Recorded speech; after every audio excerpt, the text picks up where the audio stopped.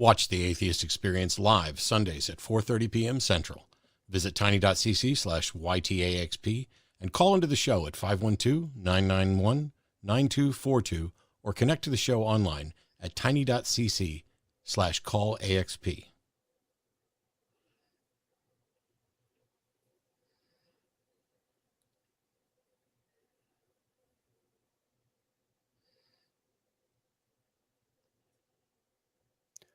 Hello, and welcome to Secular Sexuality, the ACA show, honestly too upset for a dumb pun tonight.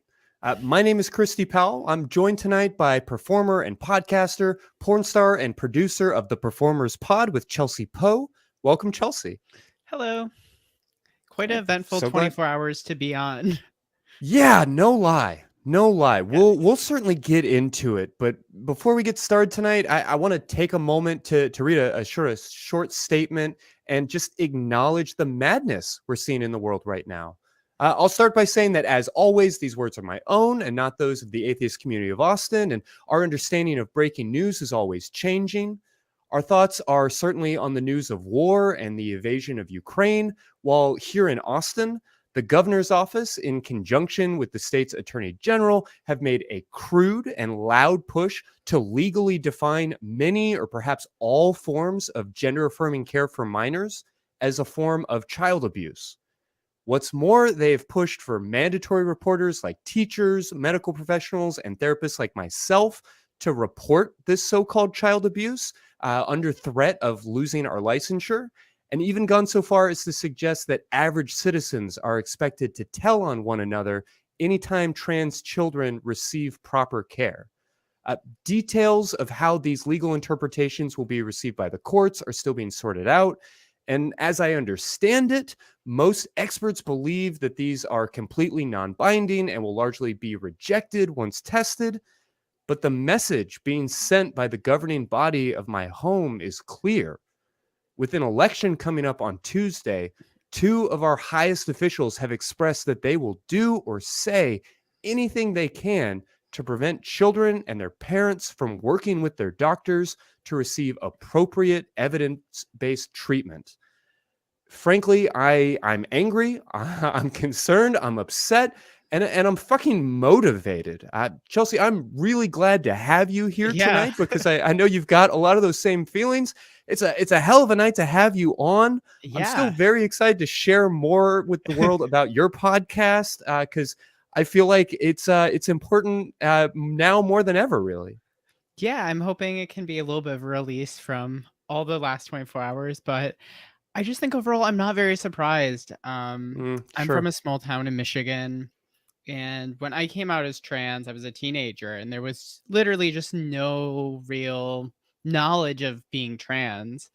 So I think the thing that makes me hopeful, I guess, is the queer community's always come together for itself. And I truly don't believe either party is really out to care for trans people. I think it's really going to be up to our own community to take care of ourselves and really do that, because I don't truly believe that anyone from either party is going to try to do that.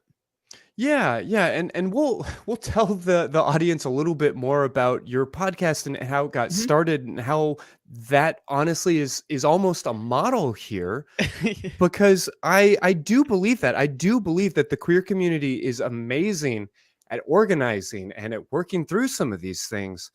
But I have to say, there's a little bit of that same, like, disabled folks are tired of being told how brave they are. You know, there's a little bit of that, like, yes, the queer community is amazing at organizing around these things. And I have a lot of that hope. But honestly, when we started doing this show, there was a experience, there was sort of a moment of a lot more trans representation in media. People were really excited about names like Laverne Cox, and things were really seeming to turn a corner. There was visibility, and there was something in the air. And the pushback is exhausting, is terrifying. Yeah, I was definitely one of those people who thought visibility in the media was going to be the answer and to end transphobia, and I was honestly wrong. Like, this has been the most deadly year for trans women of color. Like, all this stuff is, I think, maybe made it harder for trans people because people know about us. Yeah. I feel like before, especially like in my hometown, I would go out with a few friends who are also trans women, and no one would ever know because it's just not even on their radar back then.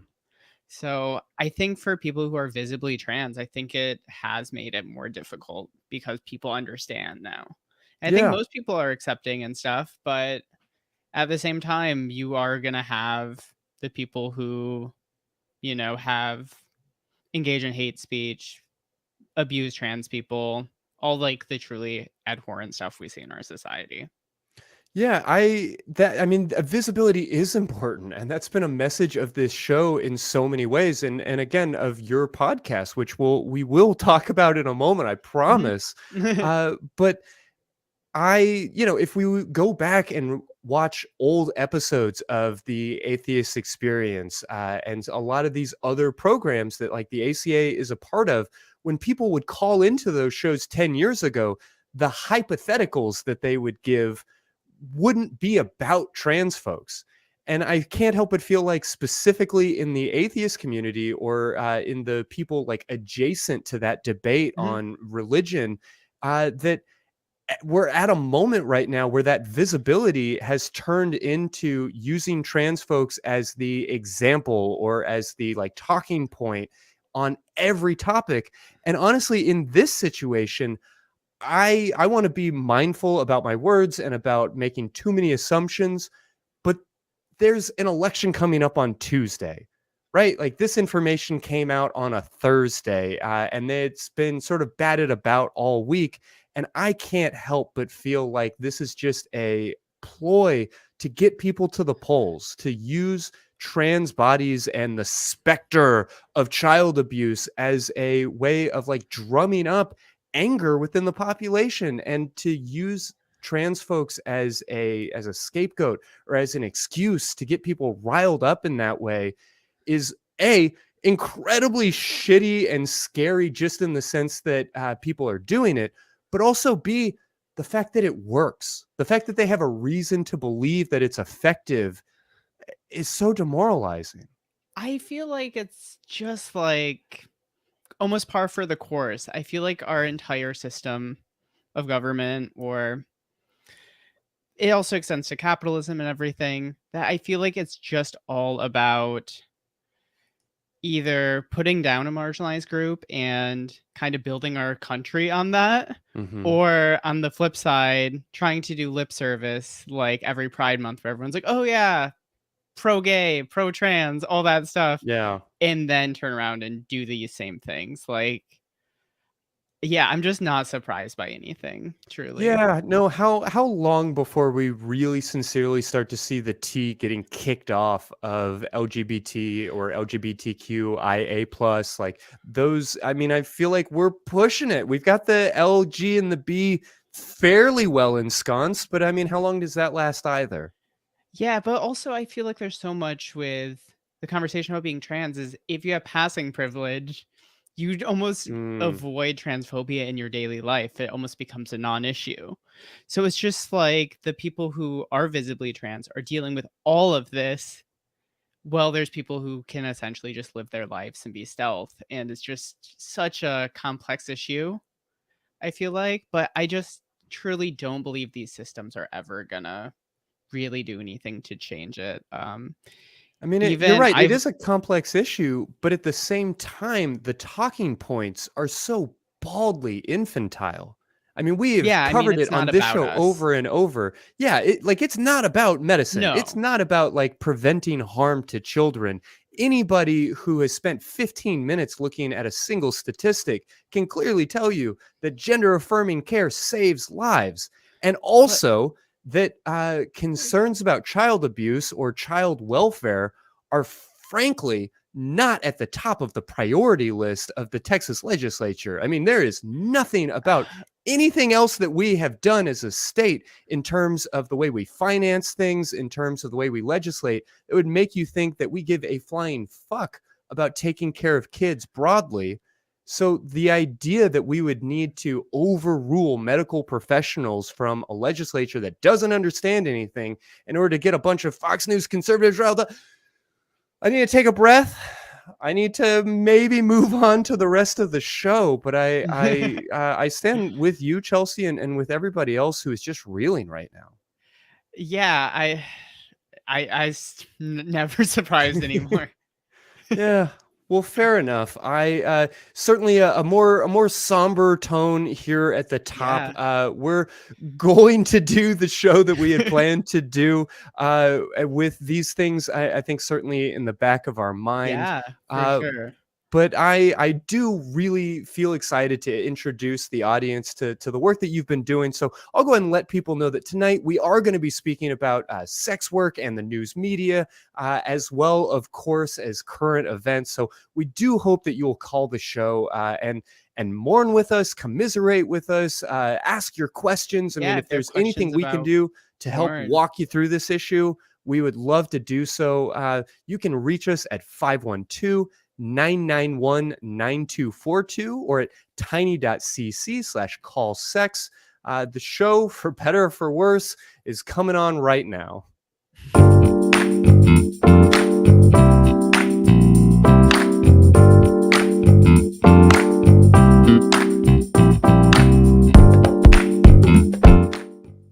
All right. Well, this week, as every week, we will be starting with what's turning us on this week. Chelsea, I mean, trying times, but what's Yeah. got you worked up? What's got you turned on right now? Yeah, I've really gone into the show inviting Anna. Mm-hmm. Any white girl scammer with a strange accent that may or may not be fake, I'm down for it. Whether it's Elizabeth Holmes, her, or the Bling Ring with Emma Watson with her weird Californian accent, I'm a sucker for it. So Uh-huh. yeah, that's been my biggest thing lately during Yeah, no, all of this time. Julie Garner or Julia Garner on Inventing Anna is fantastic. That's on Netflix, yeah? Yeah, it's on Netflix. Awesome. No, my partner and I dig it. I would encourage people to take a look. And for myself this week, longtime listeners of the show will know that I'm already kind of a simp for any time Frank Turner puts out a new record. I dig the guy's music. He talks about religion and atheism and love and romance and all of these beautiful things. But this latest record, FTHC by Frank Turner, features a number of songs about his parent. For years, this sort of like punk rocker has been writing music in the vein of, fuck my dad, he's such an asshole, and written some really beautiful work on that subject. And this record actually covers, in a lot of ways, their reconciliation now that his father has actually transitioned and they've been able to rebuild their relationship. The main song at the middle of the record is called Miranda, about the way that he, always hated his father, but now he's had an opportunity to kind of come to love his mother. And it's just it's beautiful work. I'd love to talk more about it, but this is a strange time to be talking about what turns us on.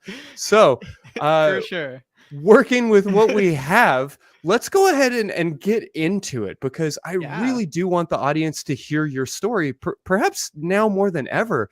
If you could, would you tell us a little bit about what led to you creating the Performers Pod?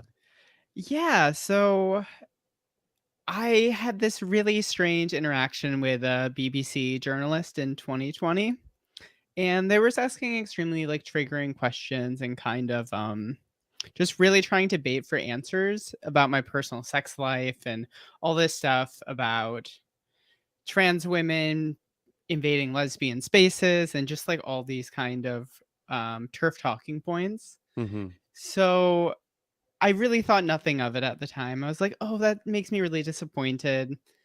And then I was like, wait, I really need to create a space for performers to talk in a long format where we can just talk about our own experiences about being in porn on our own terms.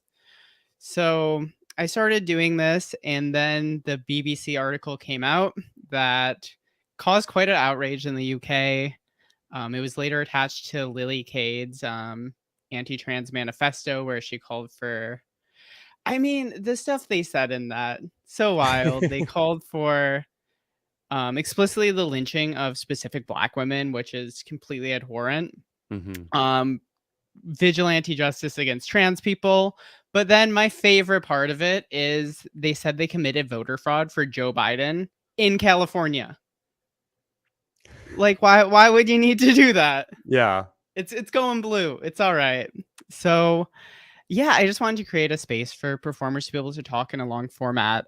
Even the more progressive media coverage of porn, it's still so often trying to bait quote unquote ethical porn into bad mouthing mainstream porn, or they just Mm. want your blowjob tips or all these like little small kind of sensationalist things. Yeah. So I wanted a space for us to talk about anything and everything about this industry.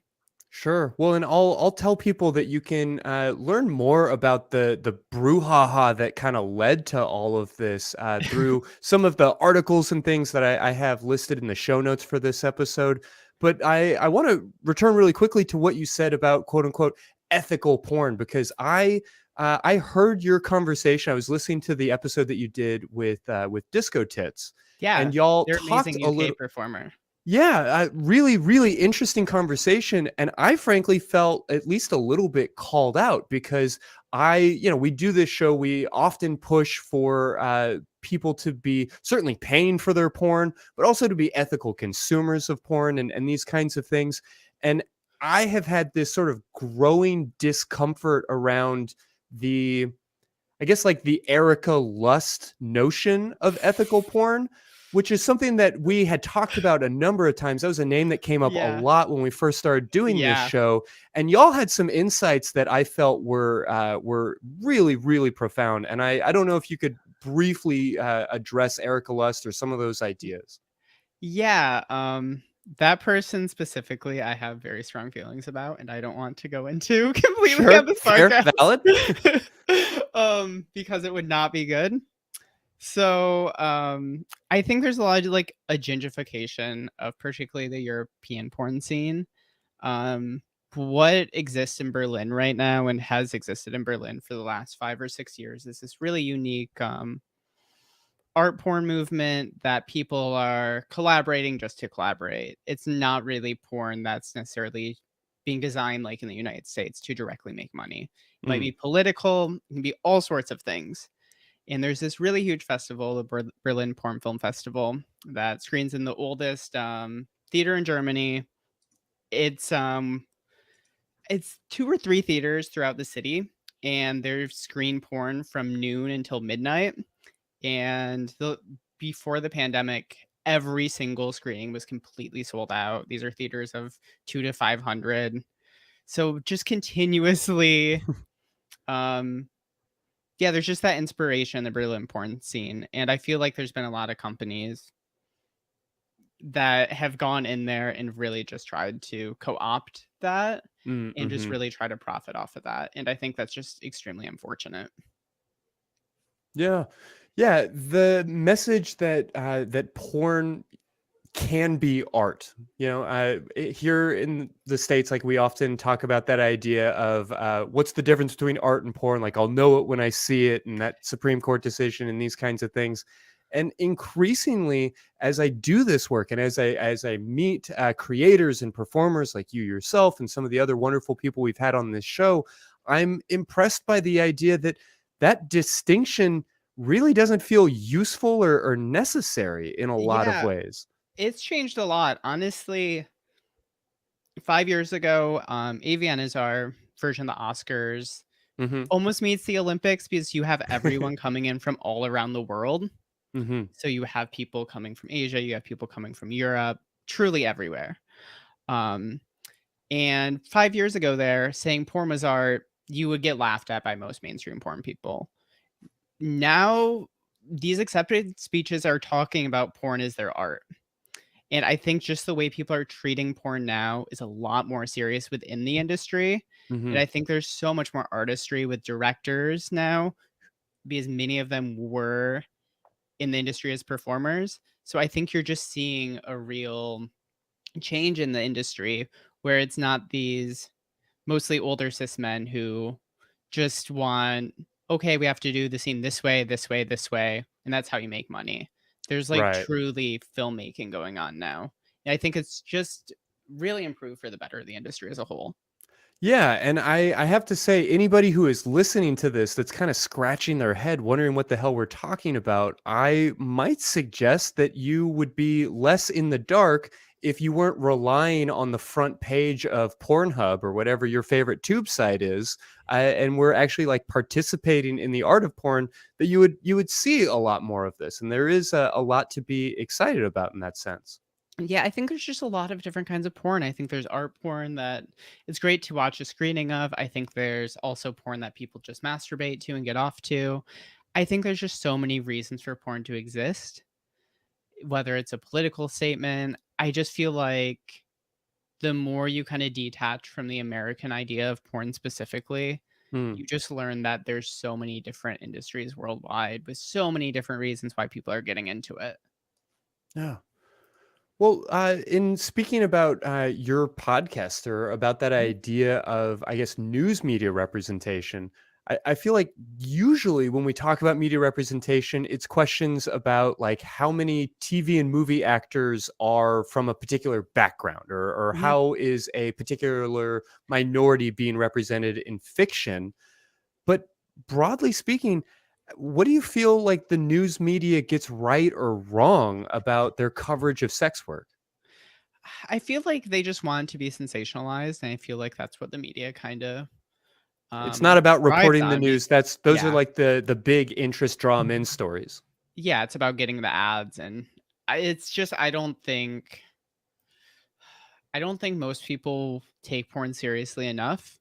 So then when they're uneducated about it, like going off of tropes from 10 years ago, we're thinking porn is so like it is in the 90s and we're all millionaires. Mhm. It's just so wild that most people don't really know about porn because they never really put that research in themselves. And I think it's just another medium, and I think it should be taken as seriously as any other medium. And I think in Europe it is taken more seriously because there's festivals all around Europe. There's a few in the States, but it's really a thing in Europe, and it's also spreading now. There's quite a few queer porn film festivals and just porn film festivals in general in Latin America now, in Chile and Brazil. Yeah, I mean, there might be some small portion of our audience that has been to Dan Savage's, like, Hump Fest, but Yeah. beyond that, I don't feel like there is, that there's a lot of comfort, that there's, like, even a lot of awareness of the concept of a porn festival. Yeah, it's just different in the United States. I think what Dan is doing with that is great, and it's getting that specific kind of porn out, and that's fun. But I think there really hopefully should be bigger festivals in the United States. Mhm. Yeah, it's just not to the same level where we have these giant conventions here, which are great, but you're not really seeing your peers work. And that's kind of hard because when you do go to a thing like Berlin, you get to see everyone's work. So people are being more inspired by each other, wanting to collaborate more. I think it's just a really big difference.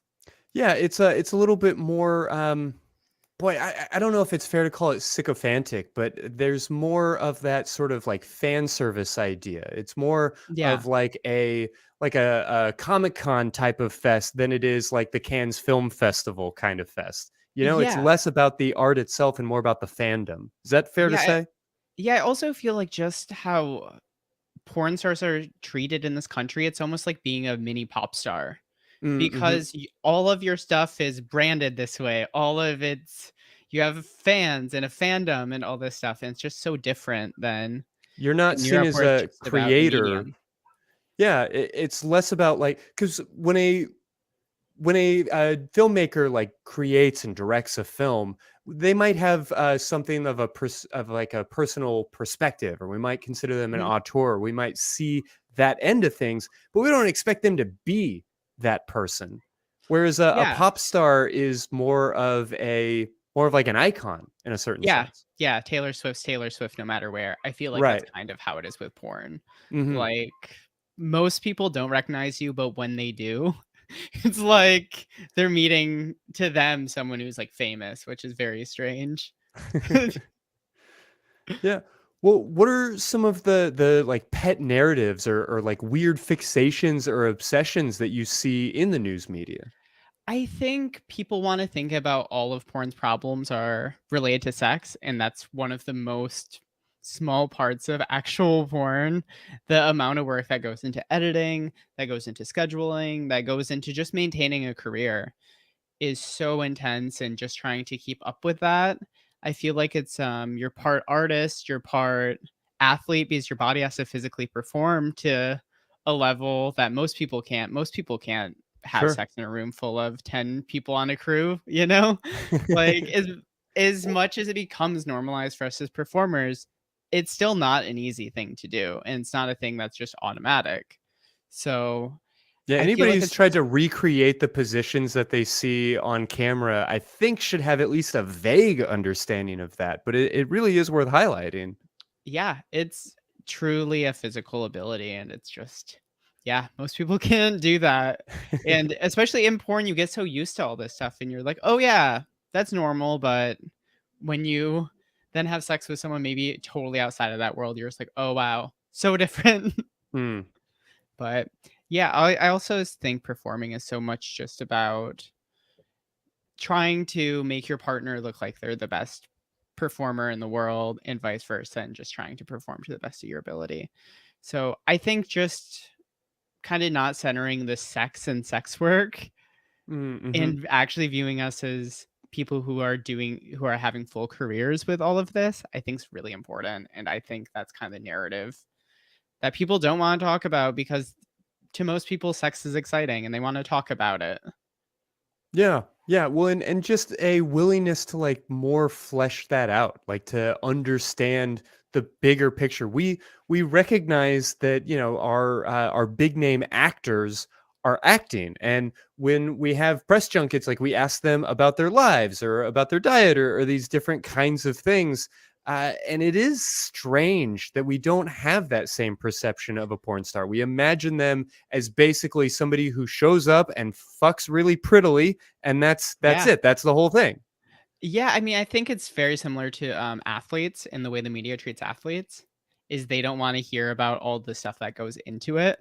They just Mhm. want to see you perform in the game, then ask you the question, "Oh, how did that go?"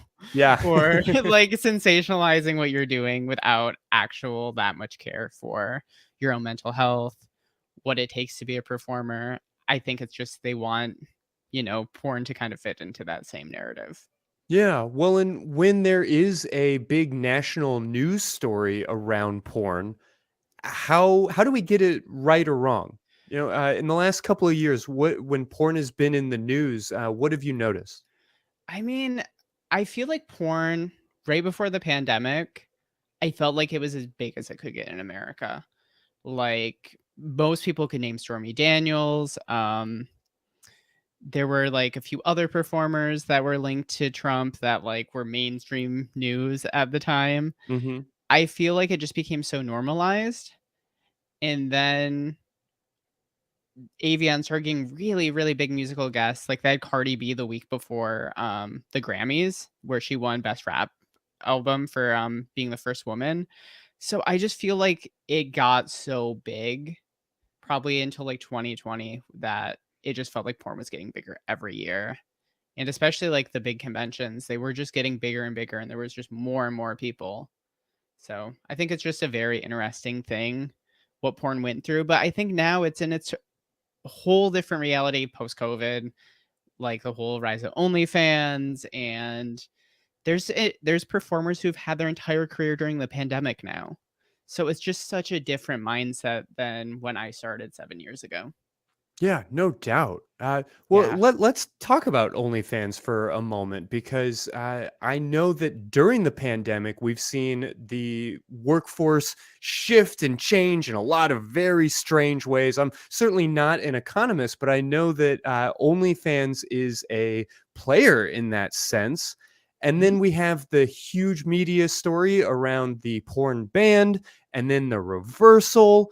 How do you feel the news media handled all of that? What did they get right or get wrong if somebody has only been following these stories through CNN, say?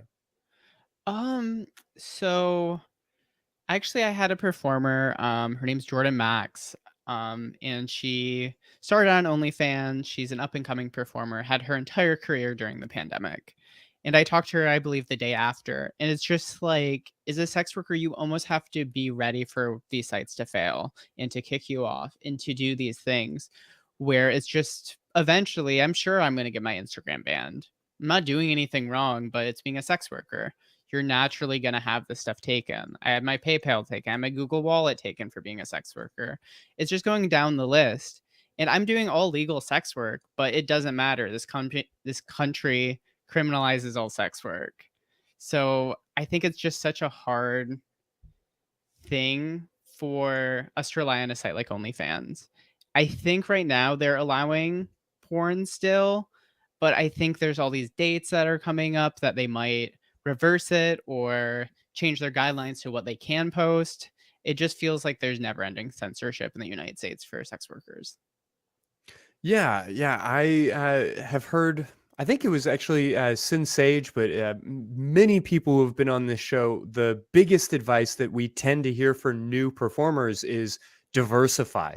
Yep. Don't just be on OnlyFans. Don't just be on mini clips. Like, get out there, be on as many sites as possible. Is there anything that you might add to that or say about that? Just do as much as you can on your own, especially now during the pandemic. You can shoot good porn on your iPhone at home. That could be in a film festival, it could be in a award show. Like, there's really no barrier anymore. Yeah, the barrier Where, to entry is very, very low at the moment. yeah, if you want to be a porn performer, just start making your own stuff. Create a porn Twitter, make your own stuff, and just keep doing what you're doing. Like, that's the biggest thing. If you want to have a career outside of that, that's totally an option. But I think building your career from the ground up, I think that's the best way to go. Mm-hmm. Well, when that story was all over the news, there was definitely definitely a tilt in a lot of the articles I was reading, and a lot of advice that seemed kind of dubious to me. When folks who are watching this show hear about a story, like when anytime porn is mentioned in the news, what should we know about that? Like, what assumptions should we make about the way that it's being represented?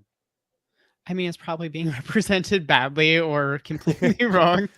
I think it's just a lot of people want sensationalist story about porn and they want it to be this headline, or on the flip side being like, wow, can you believe this girl's a porn performer? She looks like a girl next door, and She's oh just wow, this like you porn and performer is I. smart. Yeah. Like, I just feel like there's all these Or stereotypes she's and a just kind of struggling not going teacher into it. next door. And if she is, that's great that she has a way to make money. Like, I truly feel like there's so many narratives to porn, and I think the way it really does relate to sports and athletes is, for a lot of people, it's their way out of a really bad situation or from being in poverty. Like, there's just so much that really does just personally for people's lives. I don't think that's really highlighted because we want, the sensational story of, oh yeah, porn stars, we just fuck all day. And then like people's burn out and like do whatever. It's just like not really how it works. But I don't think most people want to really dig into it and really learn. Yeah. Well, so your podcast presents porn performers' voices and gives a Mhm. platform in that way. Are there any other like positive voices or outlets in this sphere that you might point people towards as a way of getting just a better understanding of porn in the news?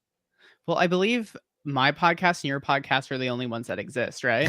Something like that, close to. um, yeah, I think just really following the performers and getting their voices on social media, I think is the most important way, where you're just directly hearing from the performers.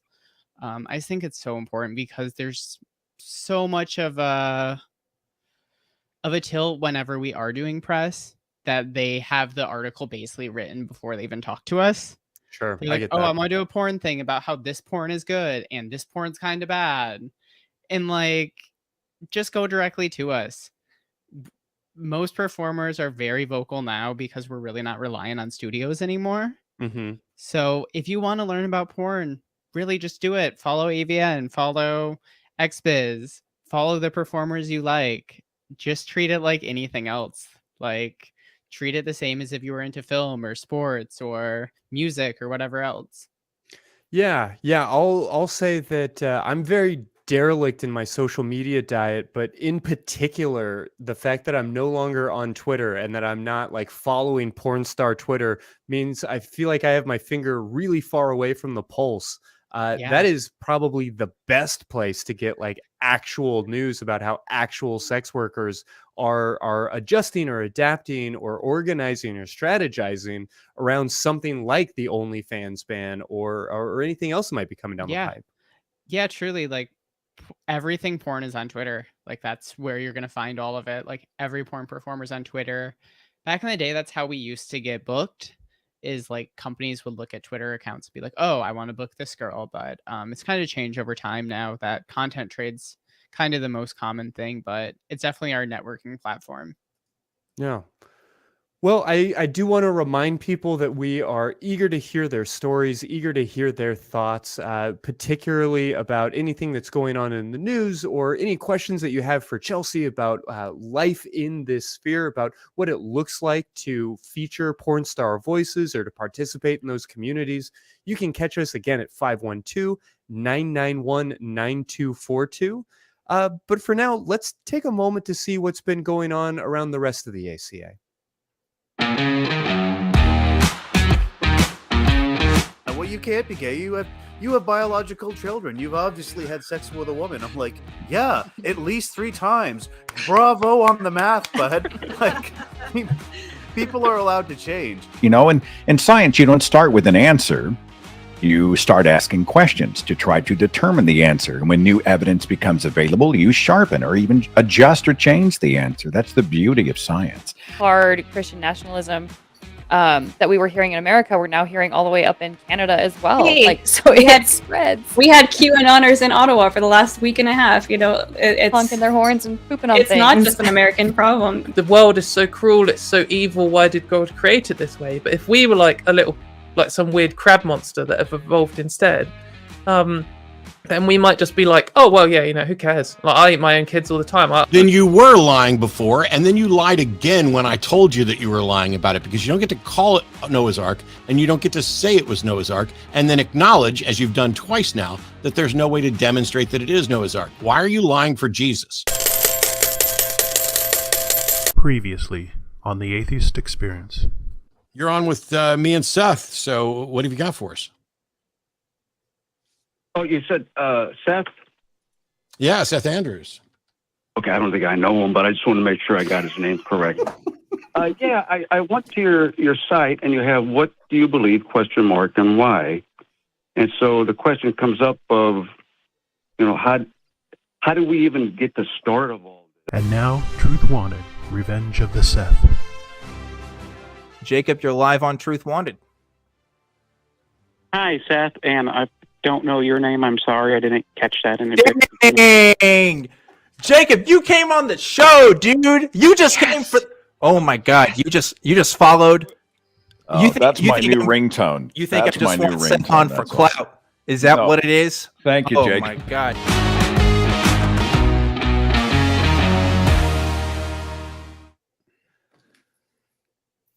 Always a good time. Always a good time. Well, I like the Noah's Ark yelling thing. That was, I don't know what was going on, but yeah, yelling about Noah's Ark or Noah's Ark adjacent things is kind of the Atheist Experience's whole gag. So it's a good time. You do you. Well, so our friend Puck has called into the show. Let's touch base and see what's on his mind, buddy. Super excited to hear from you. What's going on tonight? Hi, Christy. Hi, Chelsea. How you guys doing? Hello. Good. Hey, not too bad. Okay. Well, I've always wanted to ask someone who's been in the industry this for a while, and I was wondering about the stigma, not just involving sex workers, but involving customers of sex workers. And in my mind, part of destigmatizing sex work must also include removing some of the stigmas from people who consume or want to hire sex workers. So what are your thoughts on that? I think it's really accepted in certain places. I'm Dutch American, so you go to Amsterdam, sex work is viewed as a legal job there by the government, and going to sex worker isn't really viewed as a big taboo there. So I think it's just a very American sex work thing.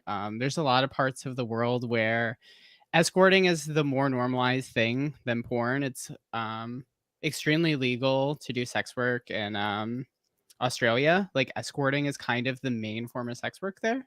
So I think it just kind of depends on the country. But I think the United States is definitely more towards the porn world of being like, oh, this is acceptable, while thinking escorting is completely not allowed. Yeah, do you notice any trends in the way that things seem to be going? Is that getting better in any sense here? I think there's certain places that are starting to decrim. I know Ann Arbor, Michigan recently decriminalized Mm-hmm. sex work. Um, I don't know. I feel like so much the hope is actually coming from Australia right now. Victoria legalized sex work in a certain way. There's still some issues with it that do need to be worked out, but I feel like most of the real progress with legalizing and decriminalizing sex work is coming from overseas. Puck, how does that I think strike with you? more ways to. Sorry, go ahead. No, I was curious how that struck you. Go right ahead, please. Yeah, well, I mean, here there's a lot of stigma that I've noticed that, you know, like if someone needs to hire a sex worker or pays for a lot of custom content, that they must have difficulty or impossibility in finding a partner of their own, or they're into some things that are just too disgusting to really talk about. You know, whether it's it doesn't even really matter what the subject is, but there's a lot of that stigma about if you're hiring someone to perform these acts or to film themselves performing these acts, that there must be something wrong with those people. But I think with things like sites where you can actually communicate directly with the performers, I think that actually opens up the door to make it so it's like, yes, if it may appear that I am being degraded and humiliated or whatever it is that's happening, but they can be assured that everything is purely consensual. They know what's going to happen going into it, and no matter what the film looks like, that everybody was thumbs up just before saying, yes, I'm still into doing this. Yeah, I think it's just so important to really get the sex workers' voices directly. And for me, like discovering Sasha Grey, who did really, really extreme porn, like 20-person gangbangs, but then on the outside of porn was super vocal about industry reforms, was really vocal about feminism. I feel like for me, that was so important. And I don't think I'd be important if it wasn't for performers like that. I think there's some forms of sex work that are fairly normalized in this country, like going to a strip club, I think is still fairly glamorized, but I don't know what's ultimately gonna change the view of going to like an escort in this country or going or like even buying porn, but I don't know. I personally am just in circles where porn's so normalized, so I'm probably not the best person to speak about that. Sure. I mean, I would have thought that things like OnlyFans kind of democratized porn in a lot of ways and made it so available and lowered the barrier to entry for people to begin performing.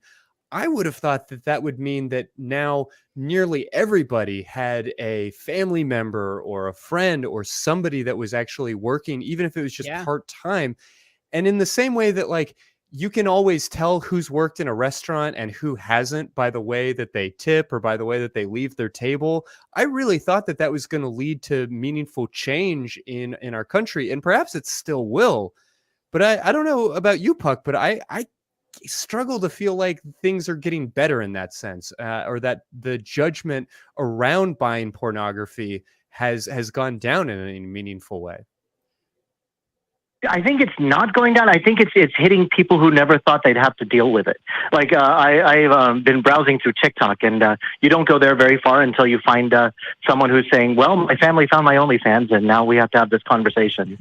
So it's since more people are able to do it now, these conversations are not just hypothetical. What would I do if I found out my child was a sex worker? And now these more conversations are happening more with people who thought they'd never have to have them.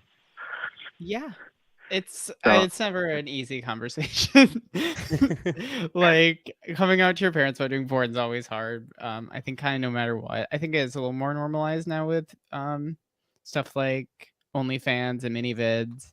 But yeah, I think there's still definitely the taboo of having to have that conversation. I mean, it's still an acceptable joke on a, broad like CBS sitcom to say something about like, well, we've got to make sure she stays in school. We've got to keep her off the pole. Yeah. Like that is still such common language that I feel like we've got a long ways to go before that conversation about, your parents finding your OnlyFans starts to become, I don't know, acceptable or doable. Yeah, I think it's also varies too because there's also performers who are multiple generations in. I talked to Raquel Roper on my show. She's a femdom from Florida, and her grandma ran a sex store that sold porn. Her mom was like a playmate, I believe, in the 80s. And now she's a femdom and her mom does all of her advertising. So I think it depends on what family you're from. And I think porn, like a lot of things, if everyone in your family's in that industry, chances are if you get in that industry, you're going to have a decent amount of success, whether it's the guy who won the Olympics in curling, his whole family was into curling, or if you're a butcher and your whole family's butchers, I feel like it just kind of sometimes comes like that. Yeah, no, thank you for introducing us to the Ropers and the I guess the Coppolas of porn. Mm-hmm. But Puck, thank you so much for calling. Anything else on your mind tonight? No, I just wanted to underline again that making videos and is genuine work. I mean, there's a lot that goes into it: the lighting, the angles, the costumes, the editing afterwards. So, like the people who are most successful on OnlyFans, you're not just laying there in a cute outfit. There's a lot of real hard work that goes into it. The promoting and all sorts of it. This is legit work. So, thanks for calling attention to that too. Yeah, I also feel like all the training and stuff that goes in before to get your body ready to perform, whether it's going to the gym 5 days a week, whether it's, having a butt plug in for a month, like there's a lot that goes into it even before you step on set. Yeah. I can't even imagine, but thanks for talking about it. Yeah, of course. Yeah. Well, thank you, Puck. You have a great night. Thank you. Thanks. All right. Well, let's talk a little bit more about your podcast. This is, I guess, a force for good here because you are providing a platform for like actual sex workers to talk about their actual work and to highlight that it isn't all of the scary Vice type things that we hear about in the news. How has that been going? Like, tell us about how this has been a force for good in the world. I mean, I truly have learned so much about porn through this that I never had any idea about. Just there's so many reasons why people get into porn and so many experiences. I've had a performer who felt like she was a lesbian her whole life, but married a man. And then her first time hooking up with a woman was at 50 years old on set for a porn scene. Set, that wow. was her first porn scene ever. And it's just like, it's so meaningful.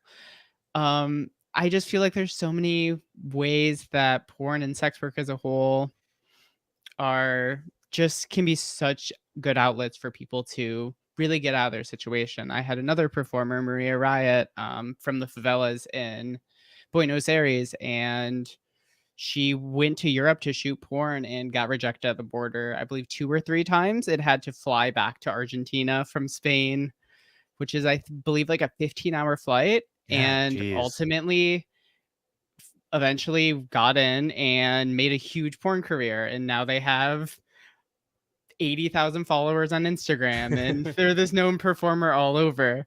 So I just feel like there's so many stories about porn. And I think that's really like the most important thing to me about it, just to get it out, because most people don't know about what porn's like in Tokyo.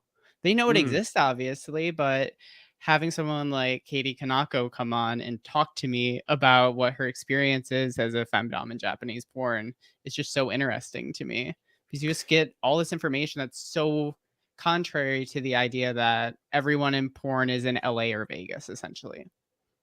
Yeah, and there's so much about just human sexuality that I think we assume is innate, that is like locked into our biology, and to recognize that there's very little genetically different between the folks who are living here and the folks that are living in Tokyo or Berlin or these Yeah. other places, and yet their attitudes around I mean, yes, around like pornography and sex work, but also just around like garden variety sexual questions, issues of modesty, or Mhm. like we talked recently about what's appropriate within families, like when is nudity appropriate or not appropriate.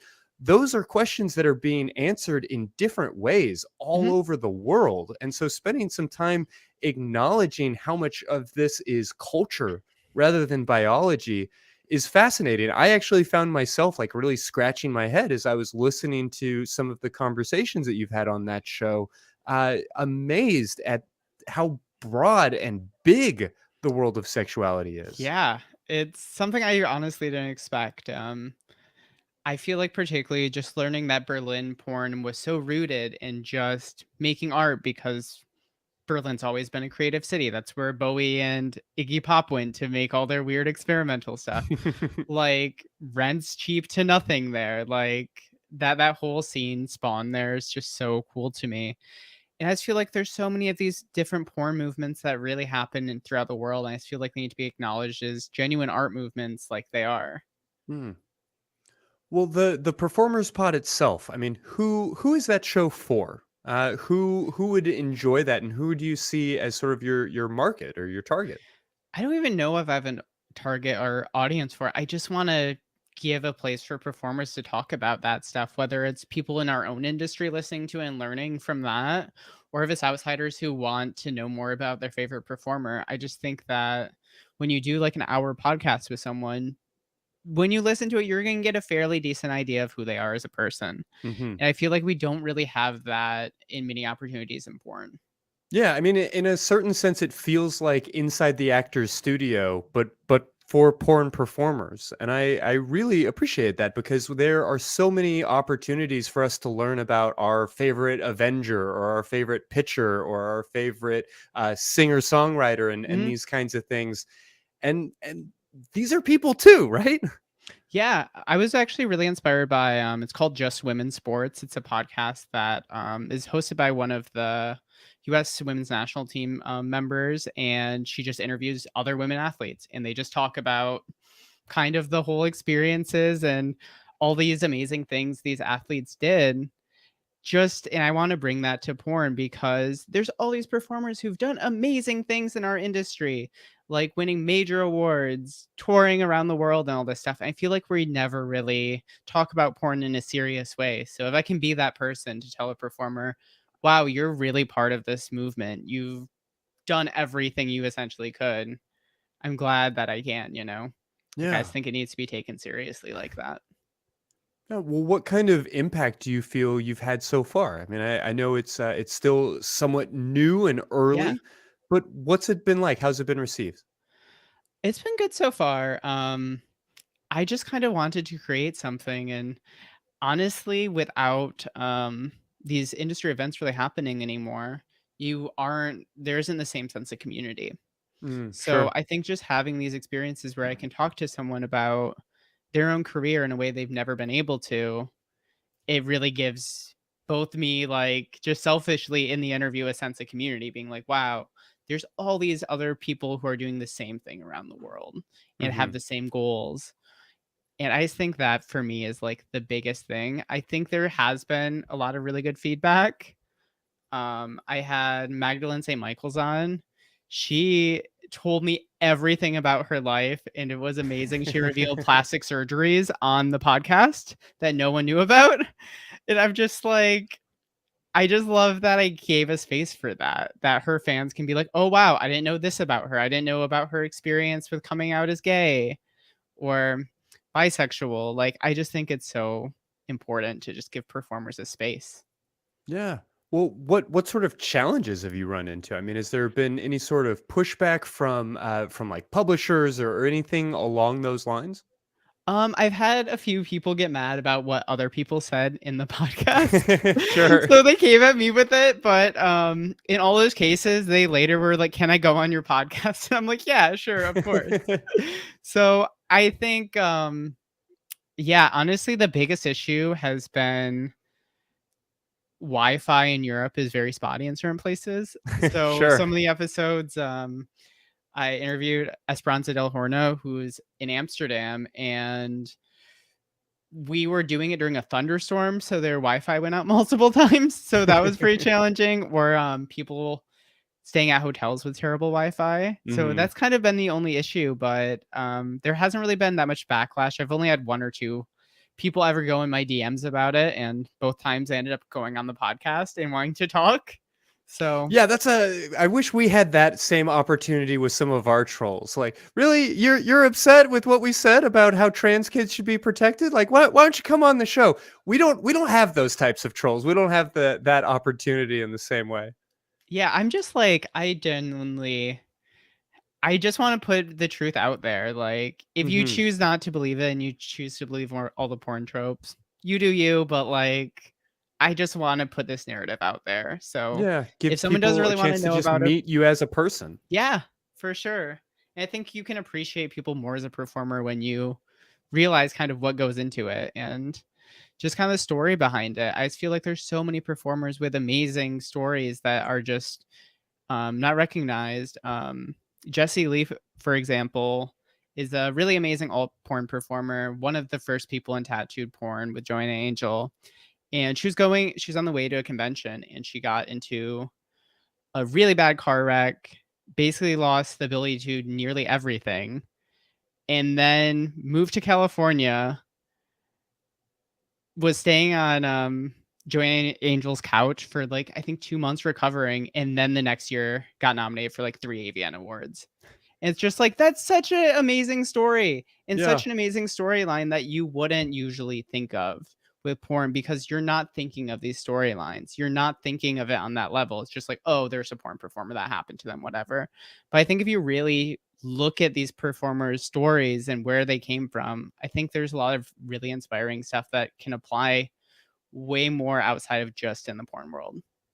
Yeah, no, if this was a different form of media, a story like that would be front page of TMZ, or it would be, getting talked about on the E network, or these kinds of Yeah. things.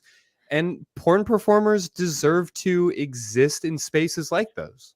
Yeah, I think the Olympics are a very good example. All these sports, no one genuinely cares about most of the time.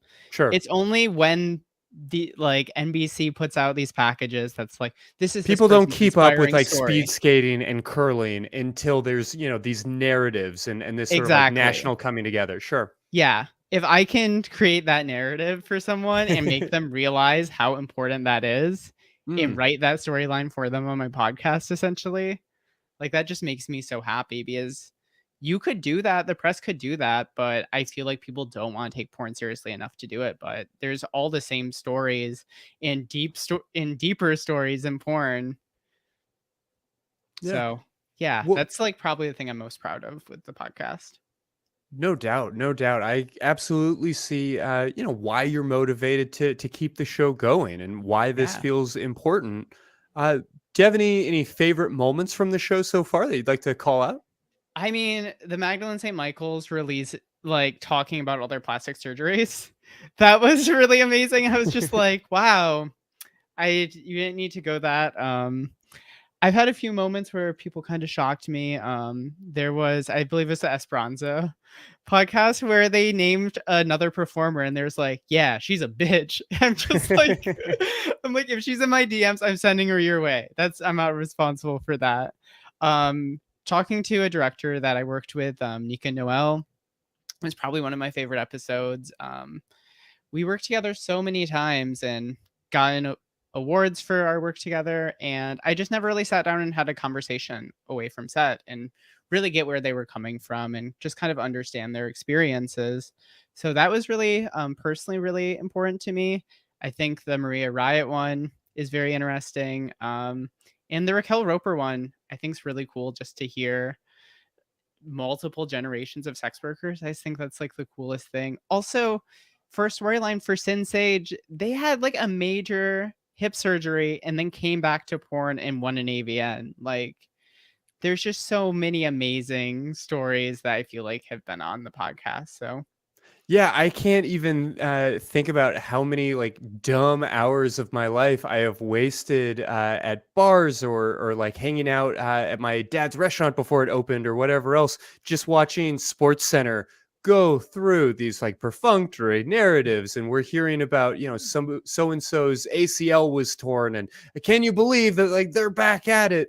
yeah. And you're right, we don't have those same conversations in this space, and it's deserving, and there's like real value, I think, in shining that light.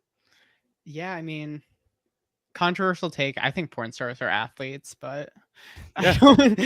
I don't know if it's gonna be on ESPN anytime soon, but I just feel like in general though, like the way you have to really keep your body in shape, just have your body to do these like super specialized things that most people can't do. I think it's just very much fits into that. And for me, I've gotten really into sports psychology because it just really applies to it, because you have to be able to, you know, get into the right mental space no matter what's happening on set, essentially. No matter if it's 2 a.m. and your flight was delayed, like when you have to perform, you have to be able to do that. So I think really just working on mental health stuff has been so big for me to be able to do that. Yeah, that comparison to sports psychology makes good sense to me. How do you If feel ultimately about what you've accomplished, and the work that still needs to be done here? um as far as like activism, I'm really pretty stoked with where porn is right now. AVN has award Grand Reel, that's the biggest film of the night, biggest award of the night, and it a trans person won it for a trans film this last year. Hmm. And there's little to no pushback, which makes me feel so great that there's really no ceiling for trans women in this industry anymore.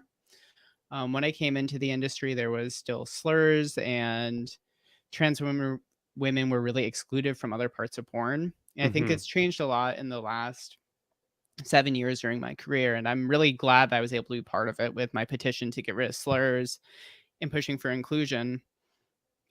Personally, I'm feeling really good right now. Yeah, Just like career wise, yeah, it's going good. I won best trans cam performer at the Why Not Cam Awards in October in Hollywood, which was really fun. yeah, no, congratulations. Thanks. I should mention that I think you kind of came onto my radar for the first time when we were having a conversation about some of the slurs that have traditionally been used on tube sites and these different Yeah. things around trans performers, Hmm. and how significant and I want to say kind of sweeping that changes, because when we were talking about it as a crew, like behind the scenes, everybody was sort of acknowledging that, like, depending on how old they were or how long they had been like around porn, that they didn't even know that that was a thing. That Oh it yeah, wasn't, they weren't even aware of the fact that you would have some of these terms in, you know, big banner marquees on the for front sure. page of Pornhub and every other site. I mean, the first award show I went to was literally named the Tranny Awards. Like, Yeah. it's so different now. Yeah, it's just so day and night. I'm just so glad it's moved to a more inclusive space. And yeah, I feel like I can just kind of exist as a performer now. And yeah, it feels like everything's going in a really good direction. So I'm really positive about where porn's going. It's just Hmm. Well, the the like rest of the the world. yeah, well, so like the BBC story that we mentioned at the Mhm. top, and things along those lines, do you feel like porn is starting to become perhaps more progressive than other forms of media, or breaking free in a way, or Yeah. how should we conceive of that? Yeah, I mean, there's no other place that trans women are winning the biggest thing without half of everyone freaking the hell out and being like, Some "We kind of can't have trans people asterisk here." or yeah. Yeah, so I think I'm really lucky that I'm in an industry that is now in a place that, you know, there's no real ceiling to being a trans woman in porn. I think porn's focus really needs to start being a more racial equity. I think it's starting to get better in the last few years, but I think there's still a lot of work to be done where there's more Black and POC performers winning major awards, which really hasn't happened historically because AVN's been around for nearly 40 years now. So there's like really historical precedents for it just not being as inclusive as it needs to be. Yeah, no, I hear that. And if I may, I'm actually going to borrow something from your podcast and ask you if you could wave your magic wand and change one thing about the porn industry overnight, like that miracle question. Is that the thing? What else would you maybe mention as something you would like to see change in the industry? I just want everything to speed up 5 years because I think studios will lose basically all power. I think there'll be some directors still who are truly like artistic and truly doing something for performers as opposed to just kind of booking them and saying, "Oh yeah, go fuck over there, it's fine." Like we're just going to get the shots, it doesn't matter if it looks good. I think that's what I want. I just want all of it to yeah, just continuously evolve so content trade has more and more power.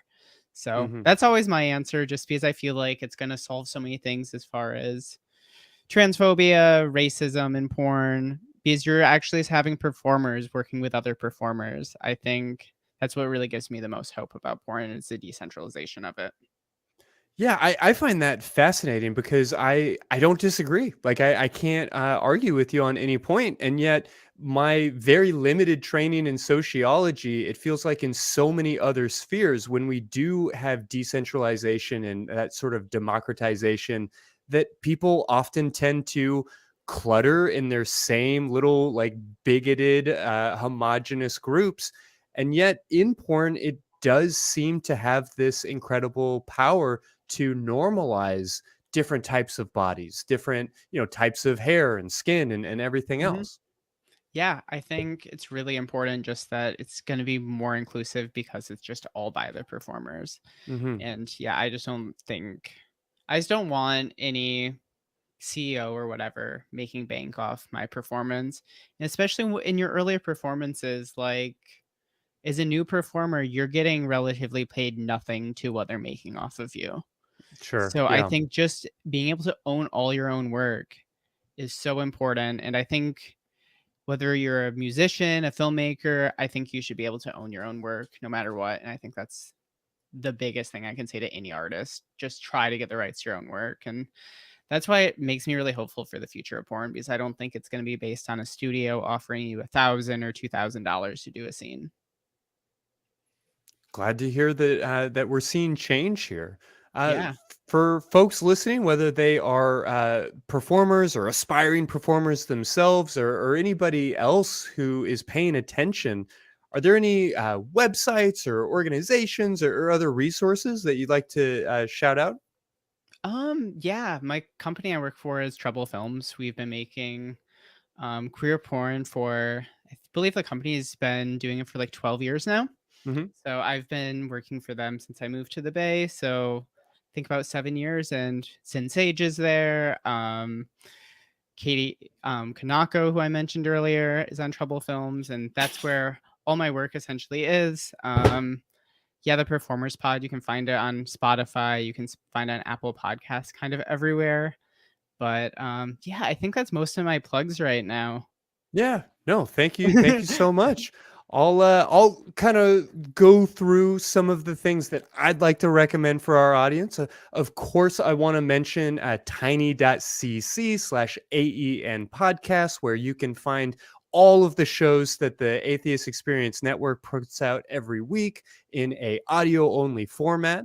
I also want to encourage people to keep these conversations going. There is a very real need for resources, for organizing, for support right now. And so if you are listening to this show, you are part of the secular sexuality community. And this is a very important time for us to be circling the wagons. So let me encourage you to join us on the Facebook Secular Sexuality fan group. You can find all kinds of different resources, as well as a community to connect with during these really challenging times. You can, of course, connect with the atheist community of Discord at tiny.cc/ACD Discord and be a part of these conversations. You can continue to support our work here on the show at tiny.cc/merchaca, where you can get all kinds of great t-shirts and resources, beautiful, beautiful products. And I, of course, want to take a moment and thank the people that make all of this look so good. You know, Chelsea, you were talking about how, and Puck had mentioned all of the work that goes into making those pictures, making those videos actually look like something. Anybody who has seen my personal YouTube page, where I don't have the assistance of this incredible crew of people, can testify to just how much work goes into all of this, particularly on a week like this, where we are kind of catching our breath in a lot of ways. So I really want to thank our crew and give you a chance to see that sexy, sexy, sexy crew cam, all of the hardworking folks. Thank you all so much for everything that you do. And finally, Chelsea, I guess I just want to ask what sort of last words or final impression you'd like to leave with our audience tonight. I would say I think the queer community really needs to come together right now, and I think that's the most important thing. Also, solidarity to everyone in Ukraine who's going through something truly horrific, that I feel like we're very blessed to live in a place that we never really have to deal with that in our cities. And otherwise, I think if you can afford it, go buy some porn today. Like, there's no better time to support sex workers than during the middle of a pandemic. Like, it's been so difficult for so many sex workers, and I just genuinely feel if you want to make an impact, that's how you can do it. Absolutely. Well, let's get some links up on the screen so people can see where they can find out more about your work and participate in all of that. Yep. Thank you so much. And I guess I just want to echo everything that you're saying, that this is a challenging time for many of us, that we do need to come together as a community, but also that we need to take care of each other and ourselves. And so with that, I think you know that I mean that this is a great moment for you to take a quiet, private moment to yourself, maybe get a little bit angry, maybe get a little bit excited, and then maybe give yourself a big old orgasm. Or I didn't know where you were going with that. Right? I didn't know. Or better yet, give somebody else one.